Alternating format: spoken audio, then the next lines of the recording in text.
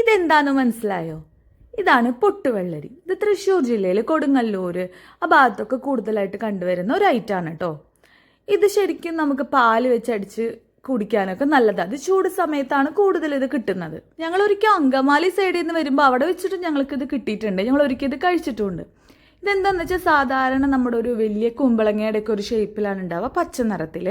ഇത് തന്നെ ഇരുന്ന് അത് പൊട്ടണം. അത് കറക്റ്റ് മൂപ്പെത്തുമ്പോൾ അത് പൊട്ടും. അങ്ങനെയാണ് കേട്ടോ. ഇത് ഞാൻ പൊളിച്ചതല്ല, അത് പൊട്ടിയിട്ടാണ് ഇരിക്കുന്നത്. അപ്പോൾ ഇത് നമുക്ക് എങ്ങനെ ഉണ്ടാക്കാൻ നോക്കാം. ഇത് 2 ടൈപ്പിൽ ഞാനിവിടെ ഉണ്ടാക്കുന്നുണ്ട്. അപ്പോൾ അതിൻ്റെ തൊലിയൊക്കെ കളഞ്ഞ് അതിൻ്റെ സീഡൊക്കെ മാറ്റിയ ശേഷം ഇങ്ങനെ നമുക്ക് ഉടയ്ക്കാം നന്നായിട്ട്. അപ്പോൾ ഞാൻ ഉടയ്ക്കാൻ ഒന്നും കൂടി എളുപ്പത്തിന് വേണ്ടിയിട്ട് ഇത് വെച്ചിട്ട് ഈ ടൂൾ വെച്ചിട്ടാണ് ഉടച്ചെടുക്കുന്നത്. എന്നിട്ട് നമുക്ക് ആവശ്യത്തിന് മധുരം യൂസ് ചെയ്യാം. ഞാൻ മധുരം ഇവിടെ യൂസ് ചെയ്യുന്നില്ല. ജസ്റ്റ് ഒരു 4 സ്പൂൺ മാത്രമേ ഞാനിവിടെ പഞ്ചസാര ഇട്ടിട്ടുള്ളൂ.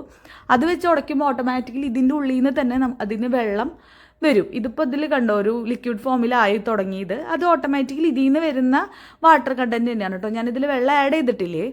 നമുക്കിത് ഇങ്ങനെ കുടിക്കാം. ഫ്ലേവറിന് വേണ്ടിയിട്ട് 1-2 ഏലക്ക പൊടിച്ച് ചേർത്ത് നല്ലതാണ് കേട്ടോ. പിന്നെ പശുവിൻ പാൽ നമ്മൾ ഷേക്ക് അടിക്കുന്ന പോലെ ഇത് ഫ്രീസ് ചെയ്തിട്ട് നമുക്ക് അങ്ങനെ അടിച്ച് കുടിക്കാൻ പറ്റും. പിന്നെ ഞാൻ ഷോപ്പുകളിൽ നമ്മളിങ്ങനെ സാധാരണ വഴിയിലൊക്കെ കാണുമ്പോൾ അവിടെ ചേട്ടന്മാർ അടിച്ച് തരുന്ന രീതി, അവർ നാളികേരപ്പാലൊക്കെ ഒഴിച്ച് ഞാനൊരു സ്ഥലത്തുനിന്ന് കഴിച്ചിട്ടുണ്ട്. അങ്ങനെയും കഴിക്കാം കേട്ടോ. ഇപ്പം ഞാൻ അങ്ങനെ ഒരു ട്രൈ ചെയ്ത് നോക്കിയതാണിത്. നാളികേരപ്പാൽ ചേർത്ത് അതിൽ ഏലക്ക പൊടിച്ചിട്ട് ചേർത്ത് തന്നെ പൊട്ടുന്ന ഒരു ഐറ്റം ആയതുകൊണ്ട് അതിന് പൊട്ടുവെള്ളരി എന്നാണ് ഇവിടെ പറയാ.